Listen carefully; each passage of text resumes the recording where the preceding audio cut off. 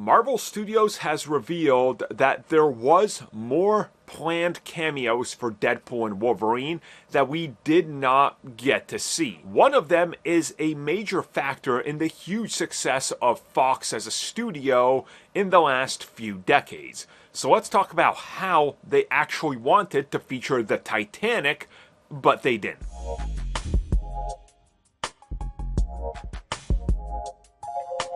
So obviously, when it comes to some of the biggest films of all time, one film really defied all expectations when it came to, well, any expectations set against it.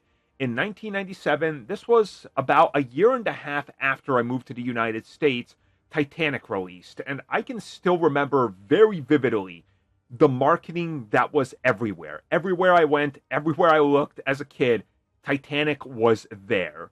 And the film would go on to make $2.264 billion off of a budget that in 1997 was $200 million.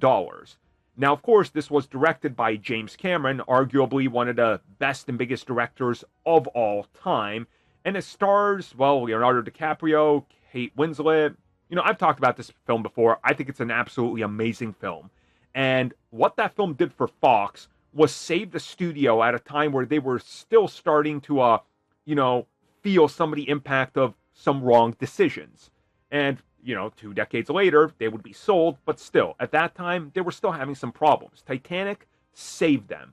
Well, as it turns out, Titanic could have been a bigger deal in Deadpool and Wolverine, as Ryan Reynolds was recently talking to EW, talking about how they wanted way more Fox-centric Easter eggs. But during the approval process and what they were going for, sometimes they would ask and they were told, not this one, or this is off limits. So some that make it in there, for example, is the plaza from Die Hard and the CN Tower, Canadian Broadcasting Tower. But one that didn't was the Titanic. And he doesn't reveal too much of what they wanted to do, but there was ideas to include the Titanic. It just didn't work out. So my guess would be it would have been one of the objects that's in the back, just like during the wasteland, and maybe even feature in like a fight or something, or part of a base or something, but they couldn't get it to work out. And it's interesting because it's not like James Cameron invented the Titanic, like it's a real story and a real ship.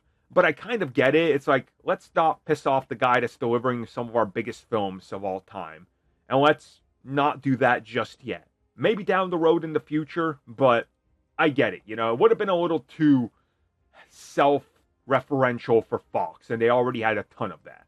Well, everybody, thank you for watching that video. And as always, you can like, subscribe, share, do whatever you will. Check out the recommended video that's popped up somewhere on the screen. And also, if you would like additional content, including more discussions and more unfiltered content, check out what we offer to the members section, which has new videos going up all the time.